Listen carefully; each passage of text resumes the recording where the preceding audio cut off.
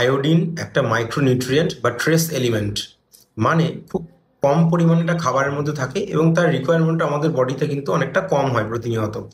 সাধারণ একটা মহিলা বা পুরুষের ক্ষেত্রে 150 মাইক্রোগ্রাম অবধি প্রতিনিয়ত দরকার হয়। সেটাই গর্ভবতী মহিলাদের ক্ষেত্রে তার রিকোয়ারমেন্ট বেড়ে গিয়ে 220 মাইক্রোগ্রাম অবধি পৌঁছে যায়। এবার আয়োডিন কি কাজ করে? আয়োডিন সাধারণত আমাদের শরীরে থাইরয়েড হরমোন তৈরিতে সাহায্য করে।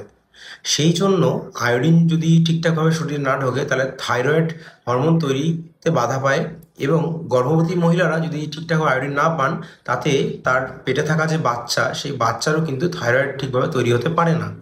এর ফলস্বরূপ কী হতে পারে? আয়োডিনের অভাবের জন্য যে বাচ্চা জন্মাচ্ছে সেই বাচ্চা কিন্তু জড়বুদ্ধি সম্পন্ন, লো আইকিউ সম্পন্ন বাচ্চা হতে পারে। সেই বাচ্চার ডিফনেস বা কানে কালা বা বধির হওয়ার একটা রিস্ক থাকে। বাচ্চার গ্রোথ কমে যেতে পারে। মোট কথা, বাচ্চার কিন্তু আউটকামস খুব একটা ভালো হয় না। সেই জন্য আয়োডিন পর্যাপ্ত পরিমাণে আপনাকে নিতে হবে। আয়োডিন কার মধ্যে পাবেন? আয়োডিনের মেন সোর্স হচ্ছে আয়োডাইজড সল্ট।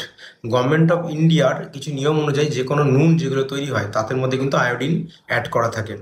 এছাড়া ডিম, দুধ, বিভিন্ন রকম ভেজিটেবল, এছাড়া চিংড়ি, কাঁকড়া, সামুদ্রিক মাছ, এগুলোর মধ্যে আয়োডিন বেশি থাকে। ক্র্যানবেরি, স্ট্রবেরি, এগুলোর মধ্যে আয়োডিন বেশি পরিমাণে থাকে।